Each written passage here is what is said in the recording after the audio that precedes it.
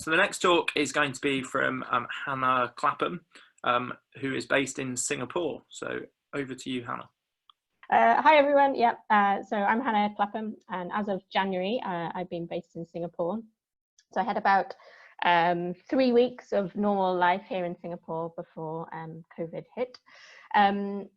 Yesterday I spoke a lot about contact tracing, and today I'm going to speak about contact tracing. I honestly have been thinking about other things and working on other things, but I do think that this is a really important part of exiting lockdown and deserves quite a lot of thought, particularly from mathematical modelers thinking about the process. So a very quick summary of the outbreak in Singapore so far. So there's kind of been 3 phases to the outbreak here. The first reported case was in January 23rd, and that was from travellers from China. And that followed by fairly strict, swift travel restrictions and also stay-at-home notices. So, for example, a lot of my colleagues who'd been back home in China for the New Year, when they came back to Singapore, they had to stay at home for 2 weeks at that point. So at that point, anyone who was tested positive was hospitalized. They were isolated in a hospital, regardless of how severe their symptoms were at that point. Contact tracing and quarantine was initiated, and there was also sort of a whole range of other actions going on, including sort of temperature checks going into buildings and those kind of things. I can talk a little bit more about those other things later if people are particularly interested in it. The second wave was then importations from Europe and the US. This followed stay-at-home notices as well, and then actually at some point all arrivals were being quarantined in hotels. A lot of these cases were Singaporeans returning back home, so they were generally kind of young people coming back home. Contact tracing and quarantine continued, and there was a kind of working from home, banning of gatherings over a certain amount of people, those kind of things. And sort of from then, cases did continue to increase, including unlinked cases. This was a big part of Singapore's sort of keeping track of what was happening. It was cases that turned up without them having been traced. That was kind of an important metric of what was going on outside of the contact tracing system. And at this time, there was also a huge increase in cases detected in dormitories. So this is these are areas of Singapore where foreign workers, as they're called, so men who've come to Singapore to work, are living. And as you'll see in the next slide, this is now a large amount of the cases here. So at this point, we went into circuit breaker, which is what it's called here, but that's essentially a lockdown. As everywhere else, schools were closed, we can't go out. Some of the few slightly different things are we now have to wear masks when we go outside, which we didn't before, but these are now slowly easing. So today you can go and get a haircut again, for example. So we're sort of slowly easing out of those, but it will be slow, I think. So this is a figure from CNA, who actually did some really good visualizations of the Singaporean transmission as it happened. And as you can see, this is from the beginning of April to May. So these are cases that are classed as community. So these are outside of the dorms. These are these blue cases here.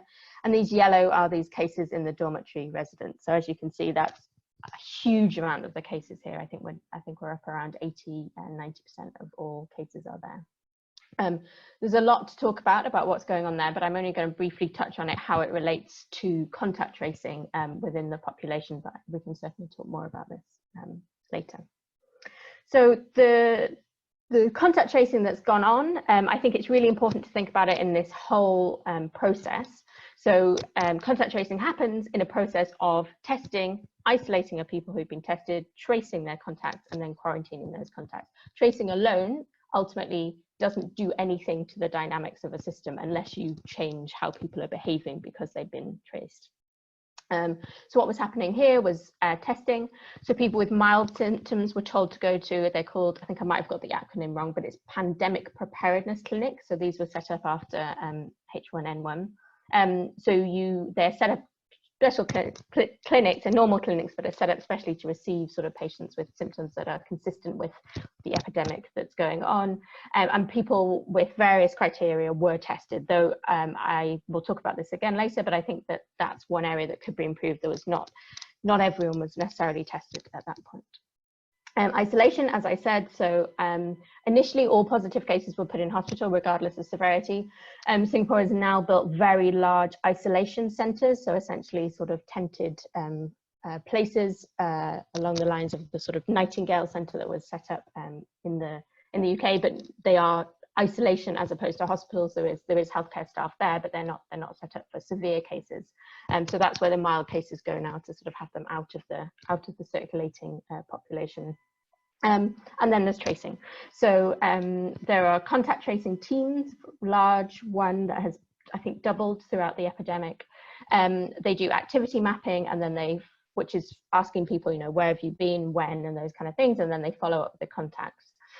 We now have to do things like signing into shops when we go, either with our registration or with an app that scans into the shop, but this has only come in very recently. And there is an app, a Bluetooth app, which I do have on my phone, but it would be very, very boring right now if anyone was to look at my data. But this has not been widely used, I believe, in the contact tracing, partly because of a low uptake. So I think there's around 20%. I think that's the number that's reported of the population that is using the app, and perhaps for other reasons that we can go into. And then there's, of course, the quarantine part of this, which I think is a really important part, obviously, of stopping the transmission at this point. And people are quarantined at home for 14 days. And I think in general are tested if they have symptoms, but that has changed a bit over time. So I think there was some asymptomatic testing going on, but that hasn't been consistent. So, as I said, I've been thinking a lot about contact tracing, and I've been thinking about each part of that process and where are the things that we need to think about, like what are the targets we should be aiming for in various parts of that process in order to make this an effective process. So one of the first bit is, of course, testing. So it's really important that there is access to healthcare and getting tested for everyone. This is ultimately part of the problem that happened in the dormitory population here, is that generally there was not very good access to healthcare in this population. So very mild symptoms, perhaps even some that could have been considered severe, were not picked up because people were not able to go to the healthcare and get that testing. So I've been very focused on thinking about testing around symptomatic cases, but there is other thinking around, asymptomatic testing, random sweeps of the population, those kind of things. So we have to think about what those could be. I think it's important to think about at this point that the testing strategies for clinical, public health surveillance and contact tracing can be subtly different, and it's worth thinking about what is needed with this and how that can fit in with those different strategies. For example, at some points, contacts of cases here with very obvious symptoms of COVID were no longer being tested because clinically it wasn't useful. So we would have to think about what something like that would look like within a testing and isolating strategy. So isolation, as I said here, this is done out of the home. Often this has been done in home, but it does seem worth contemplating the idea of out-of-home isolation for people who cannot isolate at home. And I think this has been thought about as kind of taking people out of their homes against their will, which of course, is one way of looking at it. But I think it also could be thought of as a way of helping people to isolate when they are worried about putting their family at risk when they're infected. And I think this is, as we've seen in a lot of the stuff, that a lot of the data that's coming out of various places, given probably in lockdown where home contacts are a large amount of the contacts, transmission in the home is a large part of the process. So tracing, as I said, these teams of contact tracing, I think it's really important moving forward to have some assessment of the important contacts and effort put into getting those important contacts. But of course, that information is also useful for understanding where maintaining distancing is useful. For example, the ministry here has done some analysis where they have focused really on contacts in the workplace, and in particular, both normal workplace contacts, but also workplace sort of events and those kind of things, and trying to use that information to guide the strategy coming out of lockdown, as about which contacts will be allowed and which will not. and then quarantine. So this was another really important lesson from the dorms. This is the setting where quarantine is almost impossible.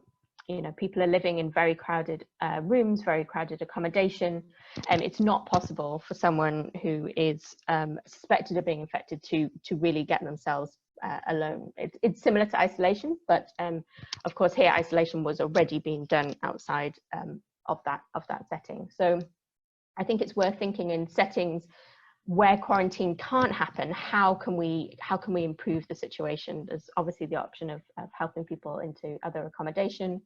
And I think this is not specific to the dorms here. Every country is going to have specific populations that are going to have difficulty with quarantining. One thing we've been thinking about here is more testing in the contacts. Normally, and in a lot of the contact tracing strategies, you know, the contacts are allowed to quarantine and then tested if they have symptoms, for example. But if quarantining is not possible, then maybe you need to move that testing forward in order to sort of get people, basically to get them to be able to isolate it rather than quarantined. As I said, out of home, this is what's happened in Vietnam. But I do think an important part of this as we move forward is the possibility of repeated quarantine and what that is ultimately going to look like. You know, if we're still in a high transmission setting when this is going on, are we going to end up in a situation where people are sort of dipping in and out of quarantine sort of every month? And what does that look like in reality? So I've heard a lot of arguments against contact tracing, and I'm going to go through some of them here. It won't make a difference is one that I've heard repeatedly.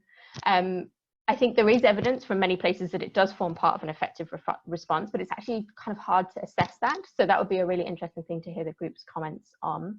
How does this fit with modelling results? And I think it's also worth thinking about what is the aim of contact tracing and the overall policy. You know, how does it fit into the whole policy, and how does it fit into what the ultimate aim for transmission is in terms of really keeping it low, or letting something sort of trickle through the population. It can't be done is the other thing. You know, places that have done it are different for whatever reason, and those kind of things. And I completely agree that there are differences in settings and different places that mean things will have to be adapted and have to be carefully thought about what this really means in reality. But some of these things are not immovable. You know, testing is possible. It does need to be timely. This is a really important part of that speed. You need these teams of contact tracing. There are people who know how to do this around the world, and it's possible to hire new people. I think the ads went out in the UK this week, which is maybe a little bit late. But there is, and I just saw yesterday, a really nice online training launched by Hopkins, by Emily Gurley there, who's done a lot of contact tracing in her career in Bangladesh, and helping people through who will be going into training. I think New York is using this for their new contact tracing. In my opinion, ZAPs will be helpful, but they won't replace the teams of contact tracing. And this is probably an area for discussion. I think there's obviously the issues of uptake that have been discussed. They're routinely missing parts of the population, and we actually need a real assessment of what contacts they pick up and how this relates to infection risk. This will be a really important evaluation moving forward. And a really important part of this quarantine is, I think, that there may be a need to enforce this, and that's possible, but I do also worry that the biggest part of people not being able to do this is that they're not able to get food, they're not able to get paid during that period, they don't know if they'll have a job afterwards, and those kind of things. And I think that's a really important part of any process that says they're doing tracing, that there is the support there for this quarantine that means that people can do this. I don't think it's happening anymore in Singapore. I might be wrong, but at various points, you know, if you were in quarantine, someone was bringing your lunch to the door for you, and those kind of things, and the government was giving you money for that.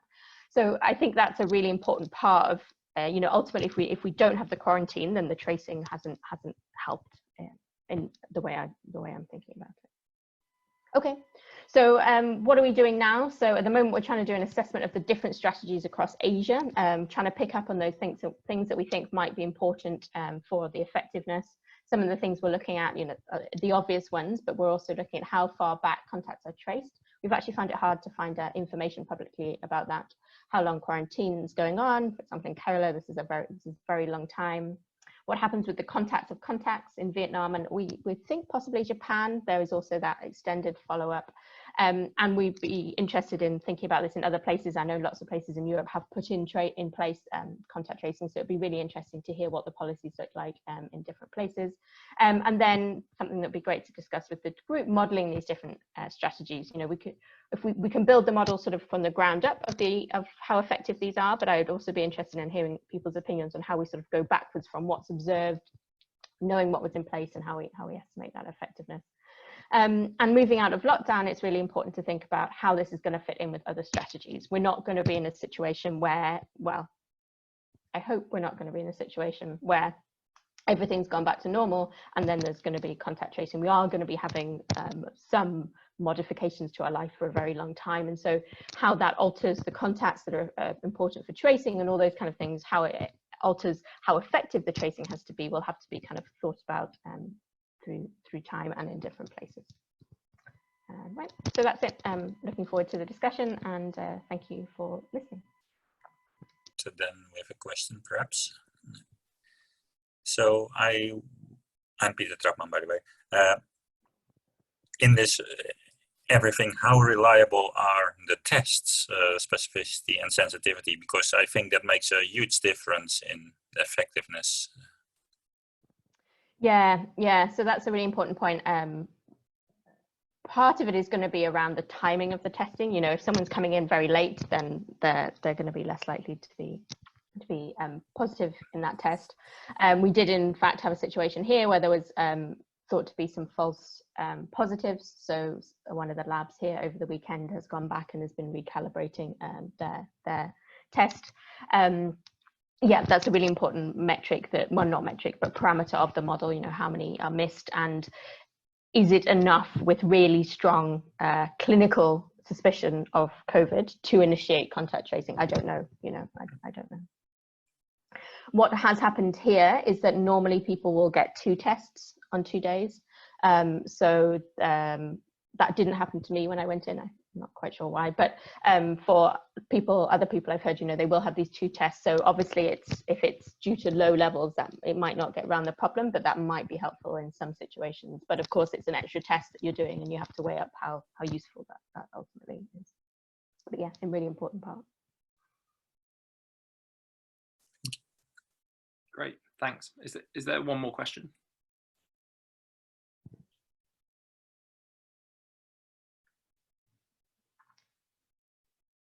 Yes, can I ask a question? Any particular reason for the 20% only uptake with the app? Yeah, I don't know.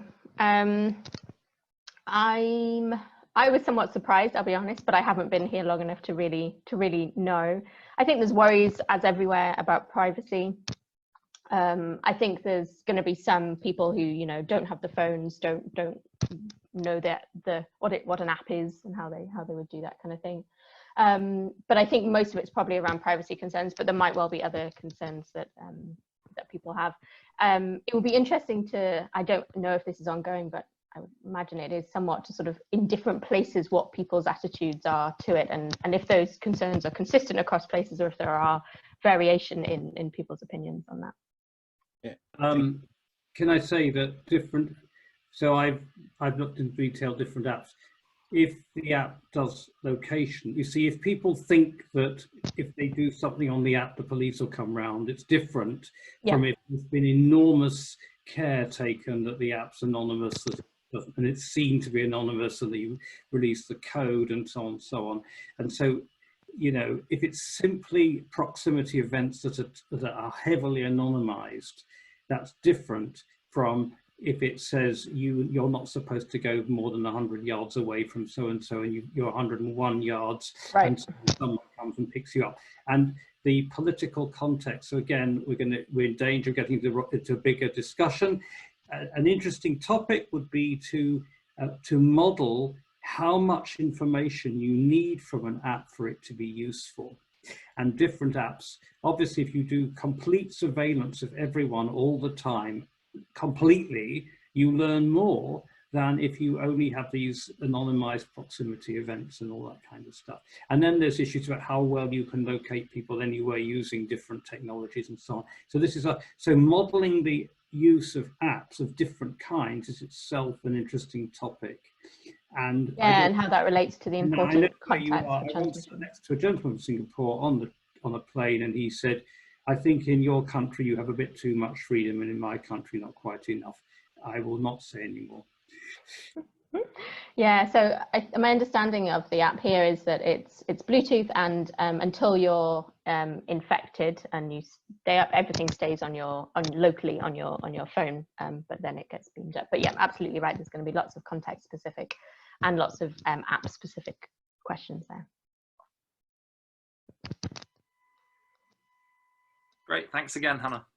Thank you.